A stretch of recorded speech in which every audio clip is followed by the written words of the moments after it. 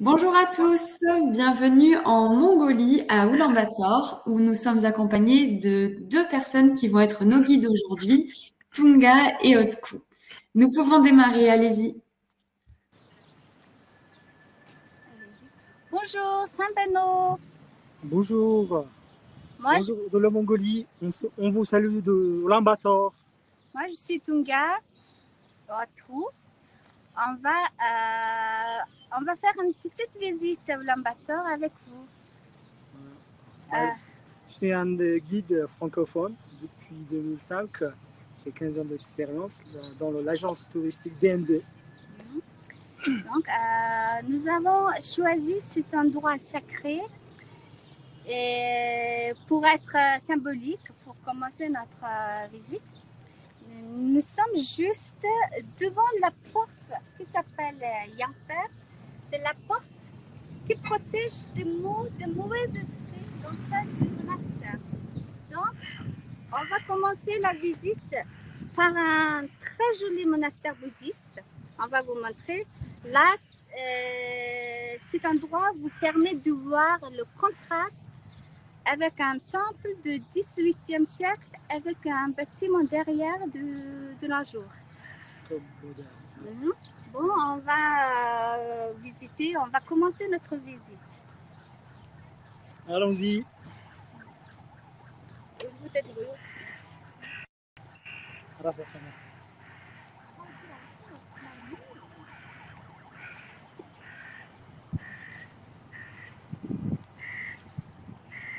Aujourd'hui, on a vraiment de la chance avec le temps.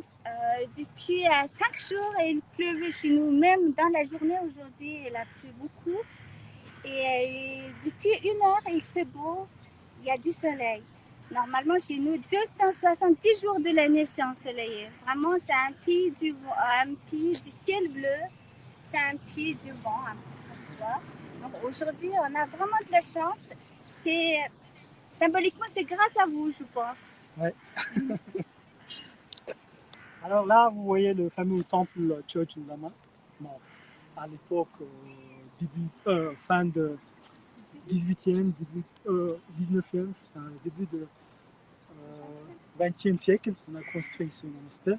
Et ce monastère a été construit pour le petit frère de Bogda. Bogda, c'était notre dernier roi.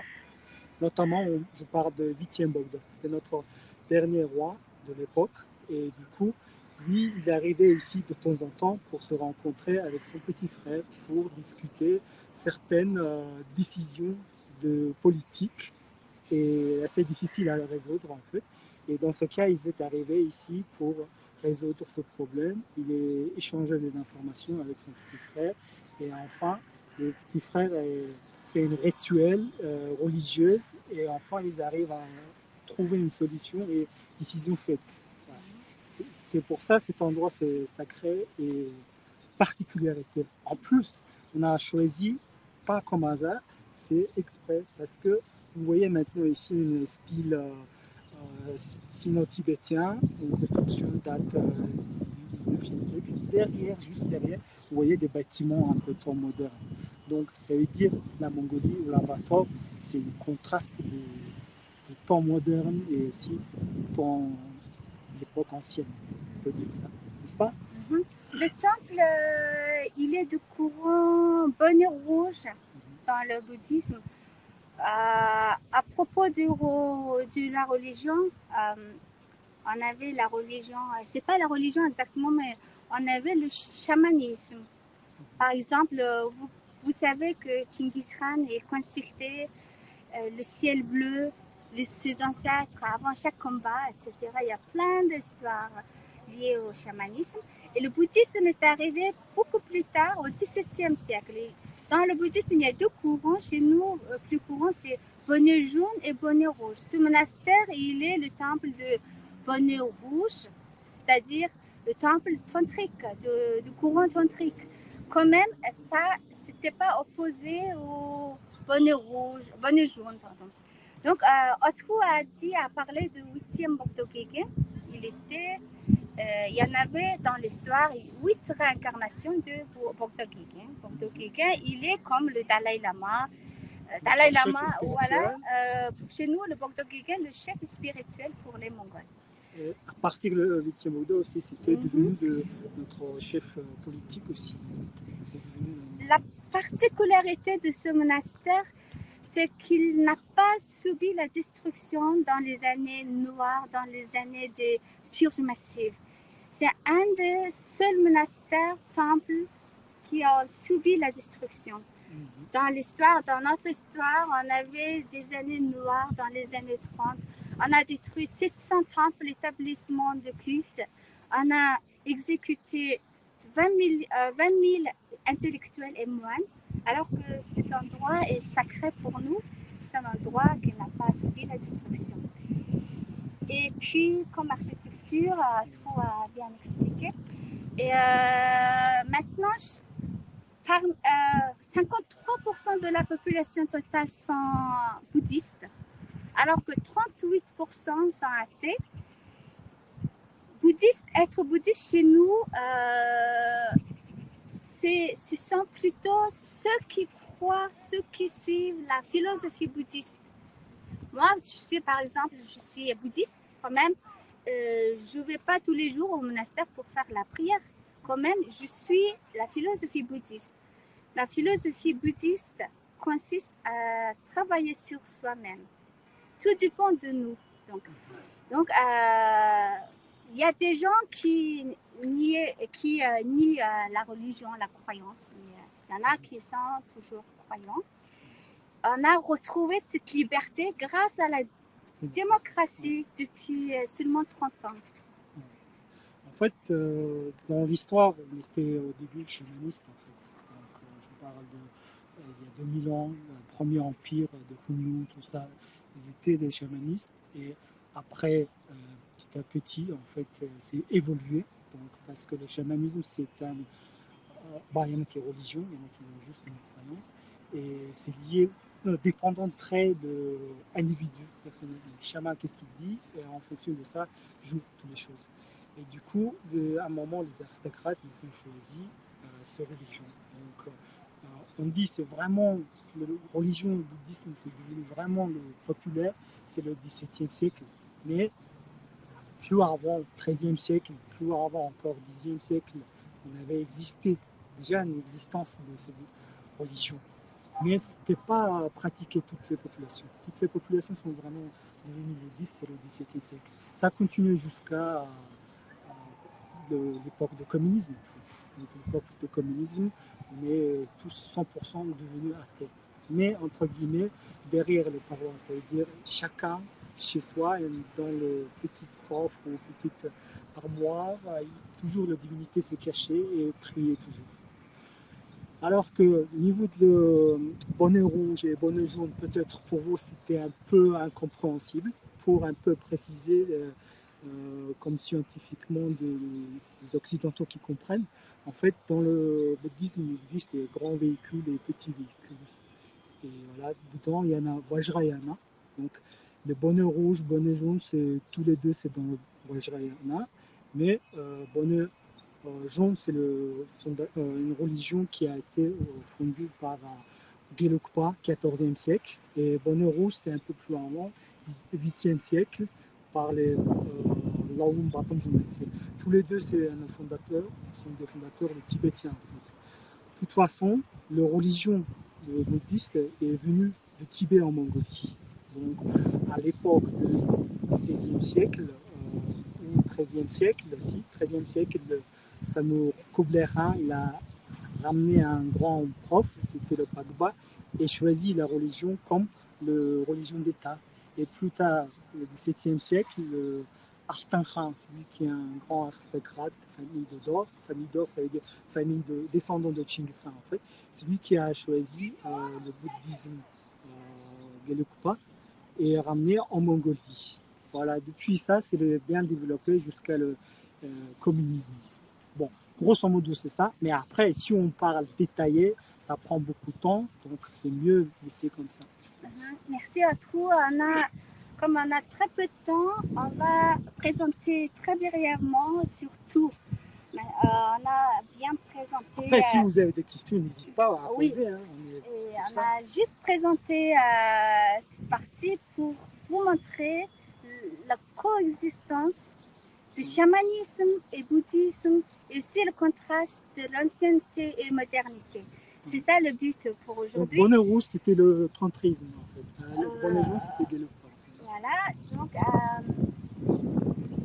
dans ce musée, il y a plein d'objets, plein de chefs-d'œuvre religieux très très précieux. Donc, si vous venez un jour en Mongolie, il faut visiter absolument ce très joli musée qui date fin du 19e siècle. Pardon. C'est très joli. Ici, à cause du Covid, malheureusement, on ne peut pas y aller quand même, juste pour vous montrer. C'est vrai que maintenant, peut-être, il faut parler un petit peu, une petite introduction sur la Mongolie. Hein, parce qu'on a été commencé un monastère. Nous sommes en Mongolie, en fait. La Mongolie, c'est un pays de l'Asie centrale. On n'est que 3 millions de population sur 1 564 kilomètres carrés. Donc, pour, comment on dit, une place pour une personne, c'est le premier au monde en fait. Comme la densité. Comme la densité est très faible au monde entier, c'est-à-dire pour 2 personnes, 3 km². Voilà. Et aussi, on est un pays de l'élevage et de l'agriculture, ça veut dire on est 70 millions de têtes de bétail. Ça veut dire une personne. Si on vous donne les statistiques en chiffres, ça donne chaque habitant mongol a un cheval. Presque 2 chevaux. Un cheval, 2 vaches, 10 moutons, 9 chèvres par habitant et aussi un chameau pour 7 habitants. C'est rigolo comme statistique. Voilà. En fait, notre culture, c'est on dit au monde nomade, c'est l'élevage en fait. Du coup, aujourd'hui, c'est 42-45% sont des nomades. Ça veut dire qu'ils habitent à la campagne avec des bétails, ils habitent dans des yurts. Voilà. Et par contre, le reste sont des citadins maintenant. À partir du communisme en Mongolie, il y a beaucoup de civilisation. L'urbanisme s'est commencé, la capitale est devenue une ville moderne, on a commencé à construire de grands bâtiments, etc. Voilà. Du coup, aujourd'hui, 58% qui vivent dans des villes. Dans des villes, ça veut dire les villes, c'est des centres de région, centres de département, équivalent. Sur le plan géographique, la Mongolie s'est divisée en 4 zones, 4 grandes régions. Dans le nord, on a le taïga, comme la Sibérie, et au sud, on a le désert de Gobi, à l'ouest, la chaîne de Altaï, alors qu'à l'est, on a les steppes infinies. Donc, 4 régions différentes. Et le territoire de Mongolie, c'est un immense plateau dans l'altitude moyenne est de 1358. Voilà, Ulaanbaatar, c'est 1313 déjà. Et donc, au niveau de circuit touristique, on a des circuits principaux en fait. Donc, au milieu, Vallée de Khan, au nord, c'est le lac Roussol, à l'ouest, le chêne de l'Arté, chez les Villiers, on dit c'est chez les Kazakhs, et au sud, les Gobi. Donc, Mongolie s'installe entre, comment on dit, deux grandes zones de géographique. S'installe donc, je dirais. Au nord, c'est les montagnes, Sibérie, et au sud, c'est le Gobi. Donc, on peut voir un paysage contrasté et juste l'échange de territoire. Donc, ça sera très intéressant pour les touristes. Il y a l'arc-en-ciel. C'est la fin de la pluie. Il pleuvait pendant 5 jours. Même si on aime bien la pluie, parce que c'est essentiel pour le pâturage, pour les animaux, on en est content quand même pendant 5 jours. Il pleuvait, donc c'est déjà bien. En fait, ça, c'est une petite différence de culture mongole et français, en fait. Donc, les Français, bon, on est en expérience, voilà, on a voyagé ensemble beaucoup, et du coup, dès qu'il pleut, ils sont un peu mécontents, oh, nuit de pluie, etc. Mais, par contre, pour nous, pour les Mongols, c'est très sympa, parce que notre pâturage est sec, on a besoin de l'eau. Dès qu'il pleut, on est très content, on aura plein de pâturage. Donc ça, c'est la différence de culture. Je tourne le moulin à prière pour que tout le monde est béni. Je fais la prière pour tout le monde. Nous sommes très symboliques. Les Mongols, on est symbolique en gestes, en paroles, en chiffres, en mouvements. On commence toujours par le côté droit. C'est très symbolique. C'est en fonction du soleil, sens du soleil. Voilà. En fait, il y a un mot ou un discours qui existe, donc symbole de la Mongolie, profil de Chinois et magie du Tibet.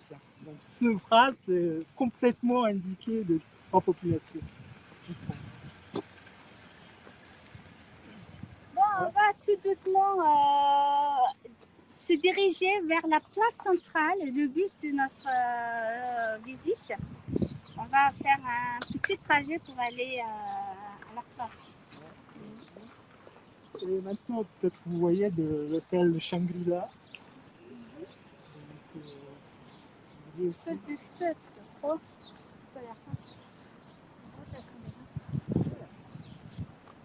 va voir.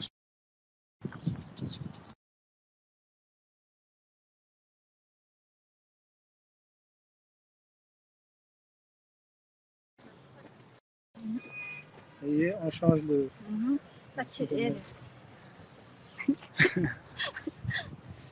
Et voilà. Oui, tu as regardé. Qu'est-ce qui se passe? Ok, c'est bon. Et voilà. Je suis vraiment très contente du ciel bleu. En fait, le Ça pays... fait plaisir de retrouver, de voir encore le ciel bleu. Mongolie, c'était un pays de ciel bleu. Hein. Je m'inquiétais pour le live, à cause du ciel couvert pendant 5 jours. Donc, c'est vraiment... c'est une magie, vraiment. Juste avant le live, le ciel est dégagé. Bah, comme j'ai réservé un beau temps. T'as fait une prière peut-être cette nuit. Bon, juste, oui, avant de traverser la route, on va juste vous montrer un bâtiment assez intéressant là.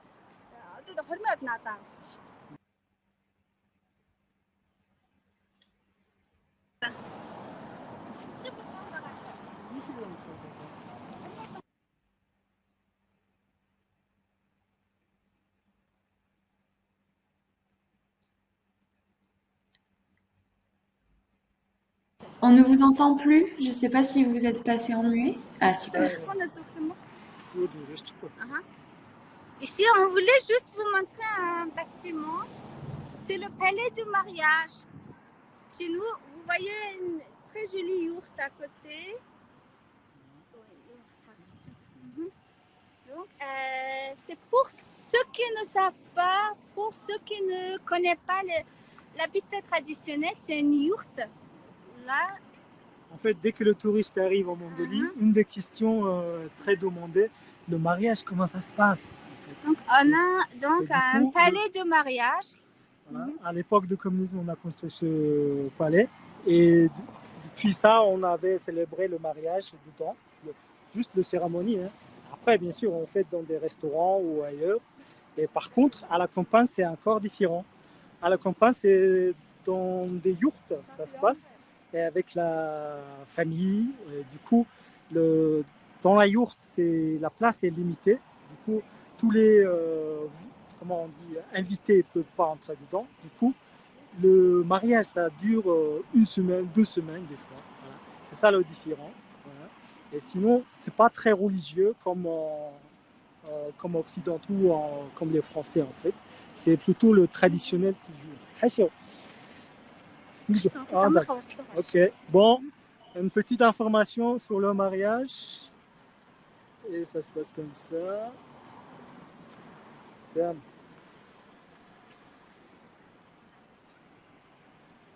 On a une petite question. On a Paul qui nous demande si le nom de la ville ou l'ambator. On a Paul qui nous demande si le nom de la ville ou l'ambator vient de Héros Rouge. Oui, exactement, Héros Rouge. On va tout à l'heure expliquer le nom. Patientez-vous quelques minutes. Ça marche, merci Tunga.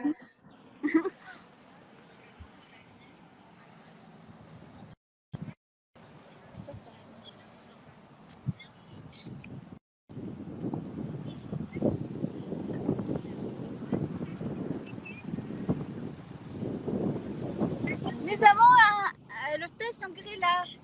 Là. Ok, c'est pas important. On traverse la rue.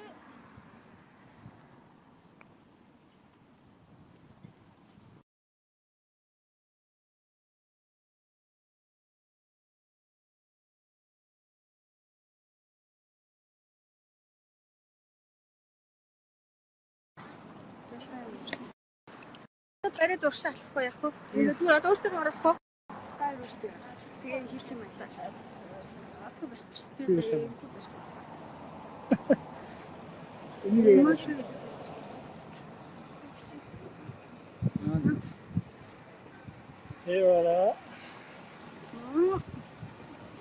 On va vous expliquer tout à l'heure la signification de l'ambator. On a maintenant quelques minutes de marche, c'est pour ça il y a trop de bruit. Et comme la ville, l'ambator abrite 1,3 million d'habitants. C'est pour ça qu'il y a beaucoup d'embouteillages, il y a beaucoup de circulation. Donc pendant le trajet, on a plein de bruit.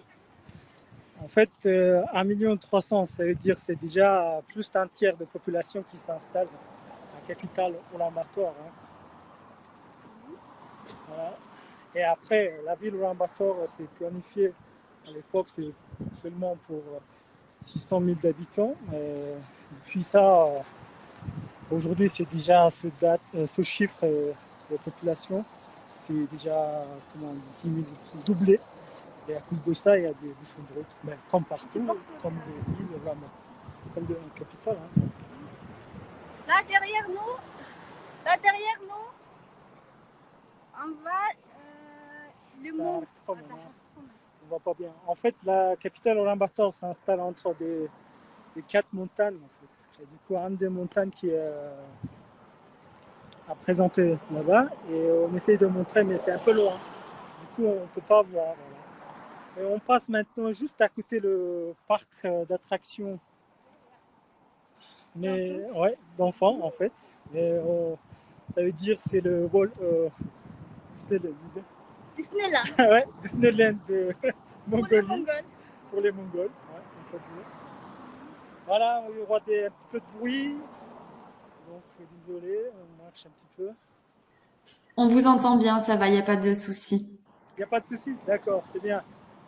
C'est vivant, on est en ville. Si vous venez en Mongolie, dès que vous quittez la ville de Ulaanbaatar, il n'y a rien de tout. C'est une totale sérénité. C'est vraiment relaxant. C'est vraiment dépaysant. Donc, mais pour aujourd'hui, on voilà. va montrer seulement la ville. Et c'est une activité comme des villes, c'est des nains. En fait, j'ai l'impression, les Français, ils n'imaginent pas, ils n'attendent pas la capitale de la Mongolie comme ça, en fait. C'est pour ça on essaye de montrer, on est une capitale comme des modernes, voilà, un peu différent pour montrer. C'est vrai que la promotion sur la Mongolie se fait avec les images des cavaliers, des yourtes, voilà. des steppes, des troupeaux, alors qu'on a une ville moderne comme ça. C'est pour ça, pour la première fois, on voulait vous présenter la ville de Ulaanbaatar. Et après, si l'équipe de Flokio a une date disponible pour nous, si vous aimeriez nous rencontrer encore, on va vous présenter à la campagne, le mode live, de vie nomade, voilà. Chez une famille nomade. On ne sait pas, pourquoi pas, voilà. Oui. Hein? Comme ça, vous pouvez voir la différence. Ouais. C'est une très bonne idée, on organisera ça, bien sûr. Ouais. Maintenant, on passe à côté un bâtiment qui s'appelle Palais d'enfants en fait. Bon, j'essaie de tourner ça avec l'écriture ancienne mongole. Voilà. L'écriture ancienne mongole, c'est l'écriture écrite en vertical en fait. Donc jusqu'à l'époque du communisme, on avait utilisé cette écriture. Et à partir du communisme, en 1950, en fait, on a changé cette écriture. Mais les nomades, les Mongols, on avait utilisé plusieurs écritures dans l'histoire. C'est commencé par l'écriture Brahma, et comme c'est venu de Tibet, l'Inde, je crois. Et après, on a utilisé l'écriture ancienne mongole, l'écriture runique, et l'écriture Tulutum, c'est-à-dire c'est carré, l'écriture Soyumbo, etc. Plusieurs écritures on avait utilisées. Bah, ça, c'est aussi intéressant pour les Français, j'imagine. Seulement, les Occidentaux, ils pensent que les nomades, peut-être, il n'y avait pas d'écriture à l'époque, etc. Et du coup, il y a des histoires, dans des histoires, il y a des écritures qu'on avait utilisées, existaient, en fait. Donc, si vous venez en Mongolie, on vous expliquera ça, et en détaillant, voilà. Maintenant, on ne peut pas expliquer, montrer aussi toutes les choses. Aujourd'hui, on utilise l'écriture cyrillique. Hein. Et par contre, des Mongols de Mongolie intérieure, ils utilisent l'écriture ancienne mongole toujours. Hein. Ce sont des Mongols qui vivent dans la Chine. Donc, dans les quotidiennes, en fait, temps modernes, les Occidentaux, ils se trompent des Mongols et Mongolie intérieure, en fait. Les Mongols de Mongolie et Mongolie intérieure. Donc, il ne faut pas se tromper. Nous sommes, c'est le Mongol de Mongolie. On est pour l'indépendance. On a une petite question. Anne-Claire nous demande combien de temps il faut pour visiter la capitale, pour visiter Ulaanbaatar. Bah, Ça dépend, ça dépend. Ulaanbaatar, c'est une toute petite ville, tranquille. Il n'y a pas d'agressivité, c'est tranquille. On a vraiment une chance. Et pour visiter une journée, ça suffira, mais il y a quelques musées très très intéressants. Musée de Boza, musée de Chaijen Lama, le monastère de Gandon, etc. Donc c'est pas très grand, le centre-ville, à pied. Et oui, ça prendra une journée. Une ou deux journées, on propose en fait souvent. Et oui. Une ou deux journées. Après, ça dépend de personnes. Bah, les intérêts des clients en fait. S'ils intéressent beaucoup plus de choses précisées, je voudrais aller là, etc. Dans ce cas, peut-être plus de temps. Mais globalement, une ou deux journées en fait. Donc dans le circuit, on propose début de voyage, premier jour, et dernier jour, à la fin du voyage, on propose une journée, en fait, une ou demi-journée. Super, merci. Pardon. Tu peux passer l'indice de concours. D'accord, ça marche. Je poserai l'autre question juste après. Ça marche. Ok, tout à l'heure. Alors oui, je vais en profiter du coup pour vous diffuser le troisième et dernier indice de notre jeu concours qui peut vous permettre de gagner un atelier en ligne, donc des cours de cuisine avec des gens venus de plein de pays différents, des cours de danse, etc. Donc nous avons lancé ce concours il y a maintenant un mois.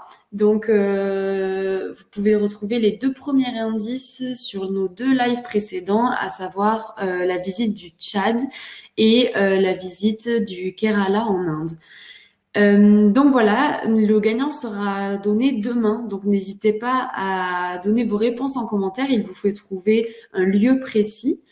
Donc vous pouvez aller retrouver les anciens indices. Donc nos lives sont disponibles sur notre chaîne YouTube ou sur Facebook. Je vais vous mettre le lien de la chaîne YouTube juste après en commentaire. Donc n'hésitez pas à nous envoyer vos réponses, que ce soit en commentaire de ce live ou directement sur les messageries de Flokéo.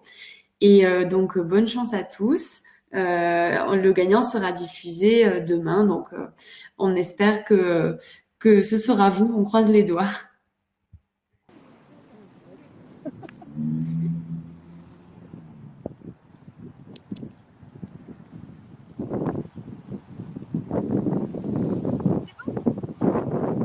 Nous revoilà.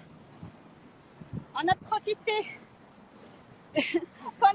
pendant la publicité, on a profité de marcher plus rapide pour venir ici à un endroit différent. Là, on va vous montrer un peu la ville.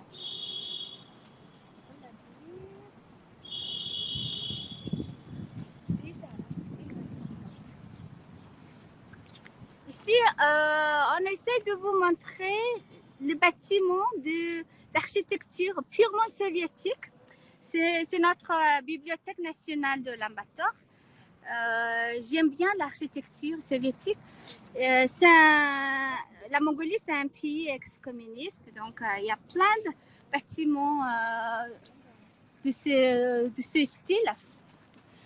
À ce propos, la ville de Ulaanbaatar est très très récente. Les premiers bâtiments ont été construits dans les années 40, pardon. Donc c'est très récent comme ville. Avant, la ville s'appelait le cercle des yourtes. La capitale était une ville de yourtes. C'est lié avec l'histoire de Bogdan. Bogdogegen. Pour le premier Bogdogegen,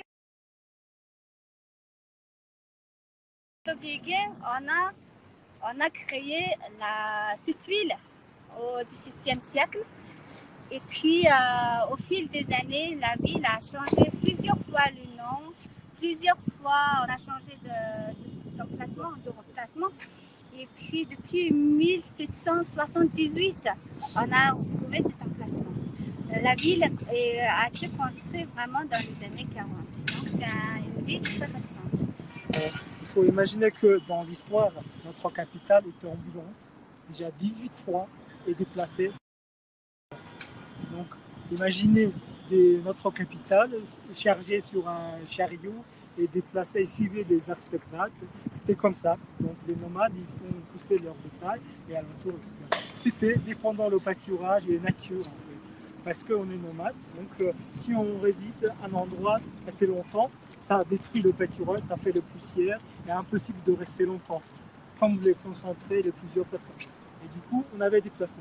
Par contre, 18e siècle, 1778, on est arrivé à cet endroit.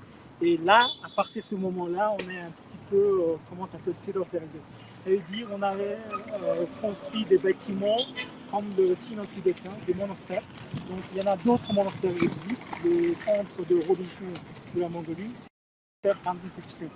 Ici, un petit peu loin, encore 400 km de loin, à l'ouest centre de la ville de Ulaanbaatar, un monastère existe. Donc, il faut imaginer l'époque, la capitale de Ulaanbaatar, c'est quelques bâtiments sino-tibétains, ce sont des souvent des monastères, et alentour il y a des quartiers avec des yourtes, il y a aussi quelques Chinois, des marchands, et quelques Russes aussi qui sont existés avec leurs bâtiments.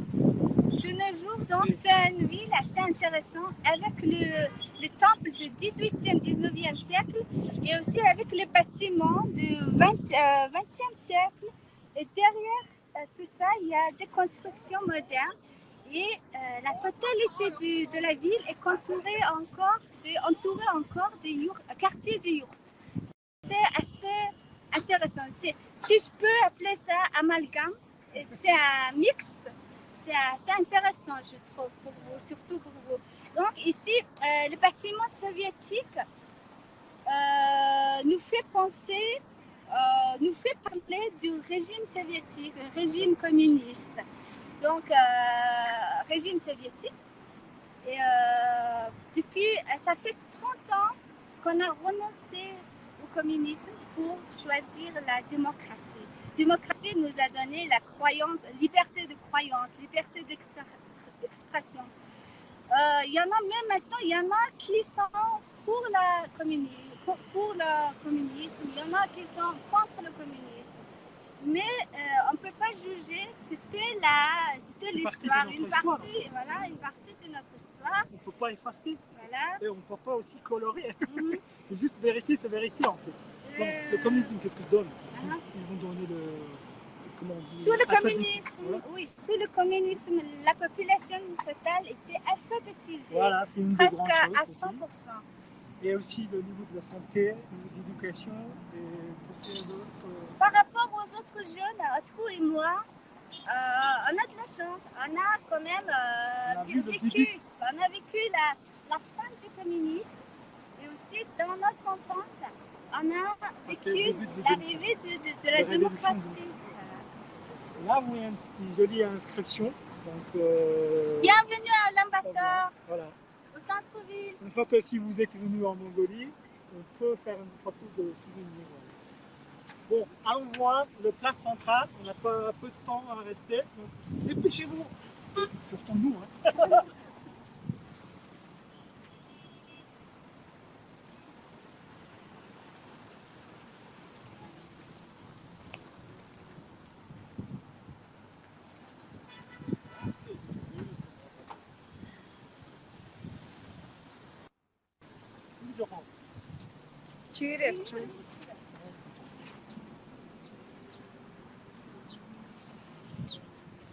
On avait aussi une autre question, je ne sais pas si vous m'entendez.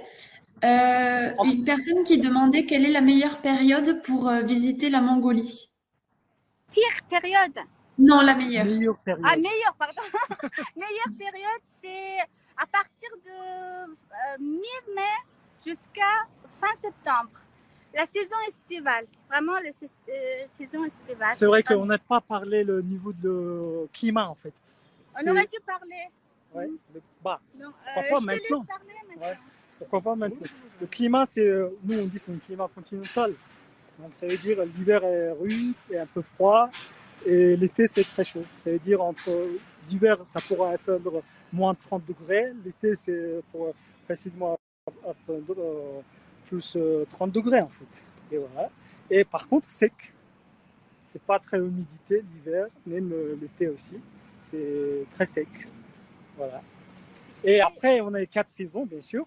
Donc le printemps, à partir d'avril jusqu'à mai-avril, jusqu'à à partir mars jusqu'à mai, c'est le printemps. À partir de juin jusqu'à août, c'est l'été. Et après le septembre, ouais, à peu près comme chez vous, hein, c'est l'automne qui commence jusqu'à novembre. À partir de décembre, c'est jusqu'à février, c'est l'hiver en fait.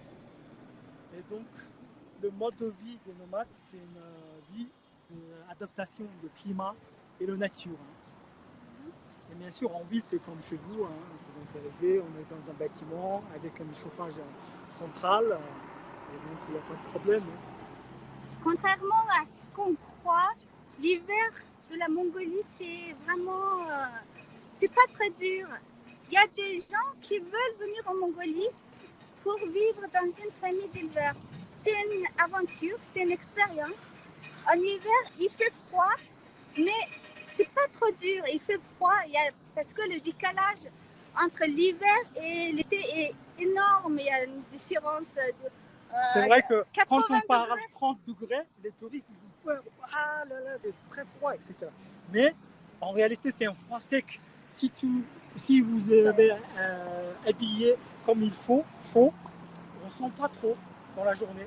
Donc avant midi ou le midi, la température sera autour de moins 15 degrés. Donc ça va, on peut habiller chaud, ça va pas de problème. En fait.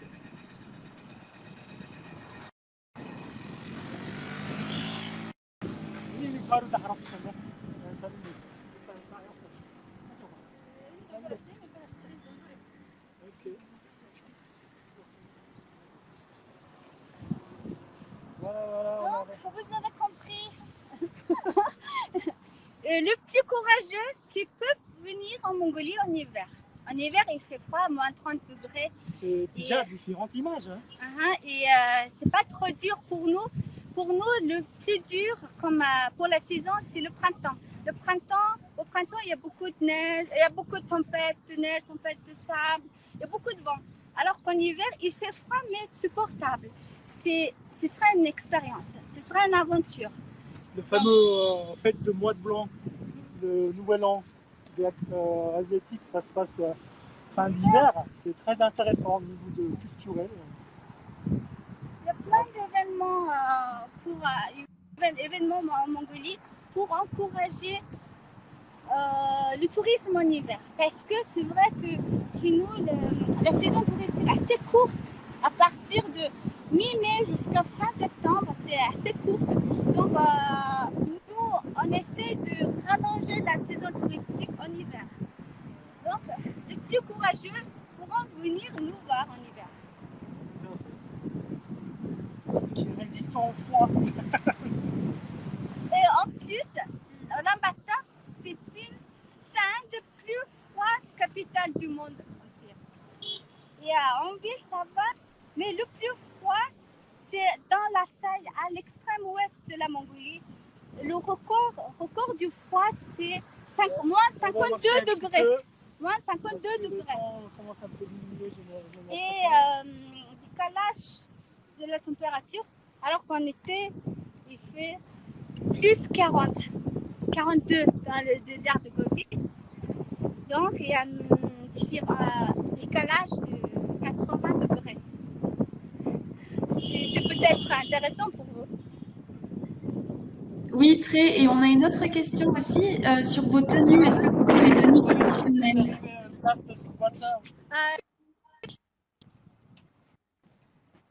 Pardon? Est-ce que vos tenues sont des tenues traditionnelles? Oui. Exactement. Oui. Oui. Heureusement, le tenue traditionnel, ça revient à la mode. Les jeunes actuels, les Mongols actuels apprécient beaucoup le passé de notre histoire, les ancêtres, le vêtement. On parle beaucoup de l'identité des Mongols à l'heure actuelle où on parle de mondialisation. Donc, maintenant, c'est une fierté de porter le vêtement traditionnel. C'est adapté à notre attente, à nos attentes. C'est avec le tissu de l'Europe. C'est pas vraiment un tissu de DEL. Normalement, le vêtement traditionnel, ça se fait en soie. C'est plus épais. Donc, c'est plus adapté maintenant. C'est comme une robe. Voilà, nous sommes arrivés sur la place centrale. On va créer une très jolie place centrale.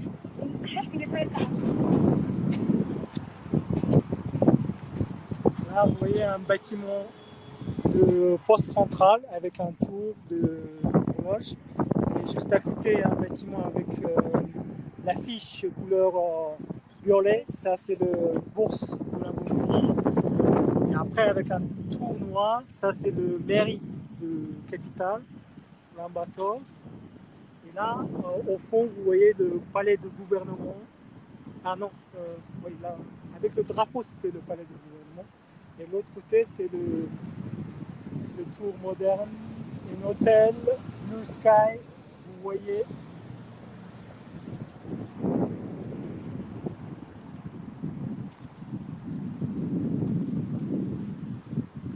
Donc là, vous voyez notre fameux palais de gouvernement. Donc, dans le façade, décoré avec le statut de Chinggis Khan et son fils Ugodé et ses petits-fils. Tous les trois étaient l'empereur de l'Empire mongol. Bon, maintenant, on va répondre à la question concernant le nom de Ulaanbaatar. Ulaanbaatar, ça veut dire héros rouge. C'est le nom influencé par la révolution de 1821. La place s'appelle la place de Sukhpatar parce qu'il y a une statue dédiée à Sukhpatar, le chef des dirigeants de la révolution de 1921. Donc, la Mongolie a proclamé son indépendance en 1921. Donc, pour commémorer, célébrer l'indépendance, on a érigé cette statue en 1946. 47. 47. Donc, la place s'appelle, voilà, la place s'appelle place de Soukbata. Et beaucoup plus tard, on a fait la façade du palais parlementaire avec la statue de Chinggis Khan. Parce qu'après la démocratie, on a eu le droit de mentionner le nom de Chinggis Khan. Avant, sous le communisme, c'était interdit de parler de Chinggis Khan. Parce qu'il était considéré comme un cruel, comme un destructeur. Mais nous, maintenant, pour nous, maintenant, c'est une fierté. Il était un grand politique. Il est devenu une star. Voilà, il est un grand politique. Il a réuni toutes les tribus nomades pour unifier, pour créer son empire. Donc, à l'époque, à son apogée de l'empire mongol au XIIIe siècle, le territoire de l'empire mongol occupait 33 millions de kilomètres carrés, c'est-à-dire 22 fois plus grand que le territoire actuel. En fait, c'était un chiffre l'Asie et l'Europe. Donc, pour vous donner une idée plus constructive, est-ce que ça va pour le temps, Blandine? Oui, c'est parfait. Il nous reste une dizaine de minutes. Une dizaine de minutes, d'accord. Bon, il faut imaginer le place de Soukbata, c'est comme le petite version de place de Rouge de Moscou en fait. Donc, à l'époque, au lieu de façade actuelle, on a eu une façade comme de Kremlin en fait. Et il y avait des tombes de Soukbata, le successeur de la révolution populaire, et aussi Tcheoborsan. Et plus tard, en 2005, on a démonté tous ces tombeaux, ramené ailleurs, et s'est installé. Et au lieu de ça, on a construit ce façade avec des statues de Chinggis Khan et ses descendants. Normalement, c'est une place très très animée par les enfants, par les jeunes. C'est un lieu de rendez-vous, c'est un lieu de prédilection pour tout le monde. Pour tous les Mongols, c'est un endroit de rendez-vous. Dans chaque famille, il y a une photo prise sur cette place. Toutes les fêtes qui se fêtent ici. Le temps actuel aussi, c'est un endroit de manifestation. Voilà. C'est un endroit qui témoigne tous les événements de la vie quotidienne des Mongols. Le soir, normalement, c'est vraiment animé par les enfants. La Mongolie, on a dit ou pas, la Mongolie, c'est un pays des jeunes. 68% de la population sont des jeunes de moins de 37 ans. Donc, ici, sur la place, il y a des photographes privés qui prennent les photos de souvenirs. Donc, pour ceux qui ont déjà voyagé en Mongolie à la campagne, vous vous souvenez des photos mises dans un cadre posé sur l'autel dans chaque famille. C'est très intéressant. Donc, le Parlement, au propos du Parlement, on a un grand rôle, le Parlement, de 76 sièges. Les membres sont élus pour 4 ans. Il y a un mois, on a élu le 6e président. Il sera pour 6 ans, pour la première fois dans l'histoire. Donc, c'est un pays démocratique. La partie communiste est au pouvoir actuellement. Ancienne partie communiste, mais ils ont changé leur façon d'être. Hein? Il y a plein de bâtiments, mais c'est un peu compliqué de repérer peut-être. Juste, moi j'aime bien, comme tout à l'heure j'ai mentionné, j'aime bien les bâtiments soviétiques. Vous voyez le Pirat rouge, le bâtiment rose, c'est le Pirat, et le palais culturel. De culture, comme on dit, c'est le Philharmonie nationale. Philharmonie, voilà. Ouais. C'est-à-dire le Philharmonie nationale, et ils utilisent des instruments traditionnels. Donc, qu'est-ce qu'il y a comme instrument traditionnel? Le fameux morunkhor, on parlera. Donc, le morunkhor, c'est comme un violon, et au bout du violon, il y a une petite tête de cheval qui existe avec deux. On peut faire n'importe quel musique, ou jouer n'importe quelle musique. C'est ça qui est intéressant. Après, il y a d'autres types d'instruments qui existent, les flûtes, les tornillos, etc. Et en utilisant tous ces instruments, on a créé une philharmonie nationale de l'époque ottomane. Donc ça, c'est aussi très intéressant. Peut-être qu'il y en a qui ont déjà vu notre art traditionnel, donc les chants diphoniques, les chansons longues, courtes, etc. Et la danse des nomades, c'est très intéressant. Vous voyez, il pose pour la photo, pour une photo.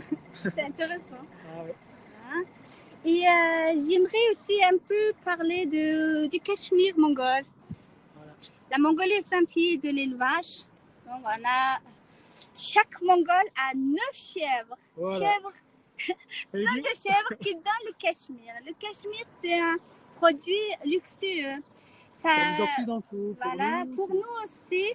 Et ça tient chaud, c'est léger, c'est solide, comment dire, comme matériel, c'est solide, c'est léger. Ça nous protège du froid. Donc, c'est très adapté chez nous. En fait, au monde, c'est 2 grands producteurs qui existent dans le Cachemire. C'est la Chine et la Mongolie.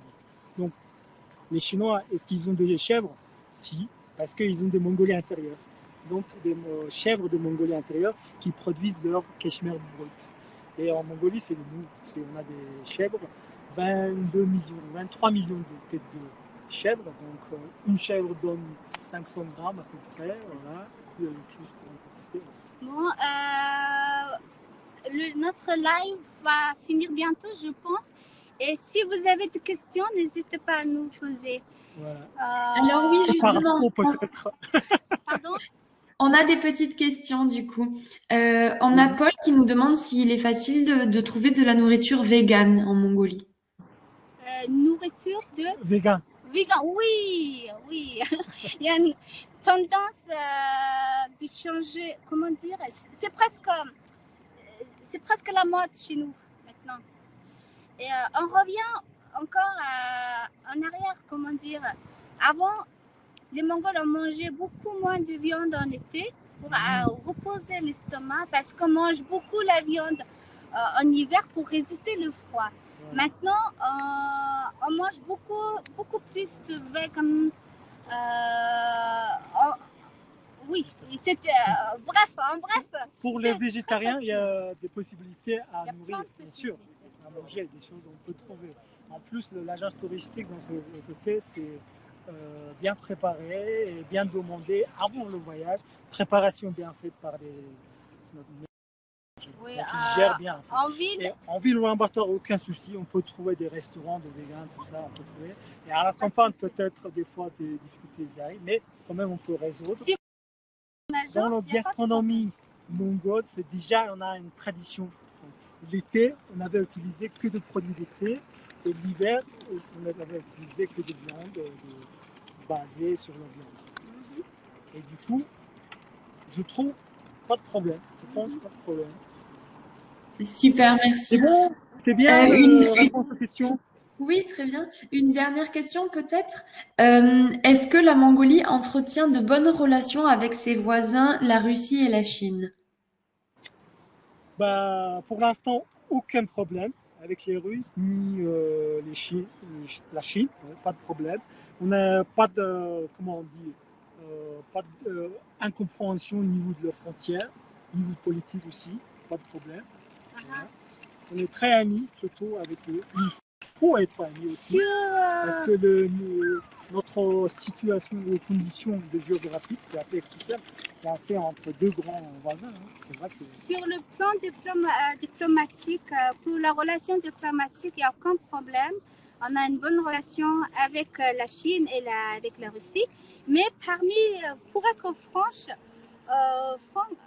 parmi la population, la plupart des Mongols préfèrent les Russes aux Chinois, mais quand même, ça pose pas problème.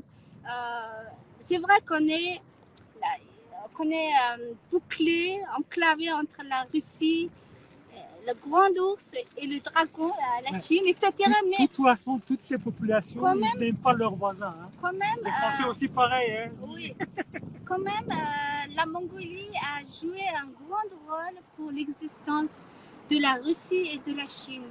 Selon notre histoire, la Chine, c'est très étroitement lié avec la dynastie Yuan, dirigée par Kubilai Khan, le petit-fils de Genghis Khan. La Russie s'est influencée par les Mongols, par le petit-fils de Genghis Khan, Batu Khan par exemple. Mais c'est dans le passé. Et actuellement, on a une bonne relation avec nos deux voisins. En fait, dans l'histoire, si vous avez bien étudié, toutes les, comment on dit, création de deux voisins sont liées avec les Mongols. Hein.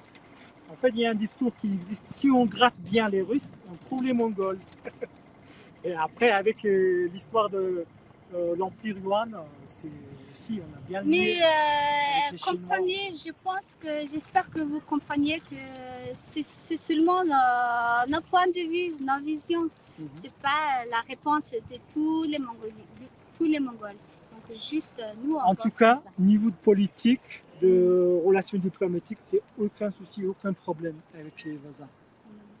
À niveau de population, on a des discours toujours tristes. Hein. Génial, Voilà, mais merci bon. beaucoup. On n'a pas d'autres questions, donc je pense qu'on peut bientôt finir.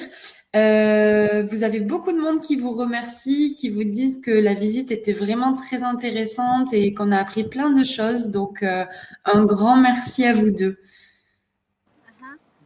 Bon, je peux quand même dire quelques mots pour finir? Bien sûr, bien sûr. Avant de finir, on remercie beaucoup au nom de toute l'équipe de TMD Mongolie, Otku et moi. Nous remercions l'équipe Folokeo pour nous avoir donné cette opportunité de faire la promotion sur la Mongolie, sur l'agence TMD. Donc, merci beaucoup pour ceux qui nous suivent sur notre live. Et puis, on vous invite à venir en Mongolie un beau jour pour découvrir plus. Et si on a d'autres chances, si on a une deuxième chance, on pourrait faire le live sur le mode, sur la vie des éleveurs, des nomades, hors de la ville. Tout à fait. Bon, revenez. Venez chez nous, venez en Mongolie. Voilà. Merci de participer à notre live et intéressé.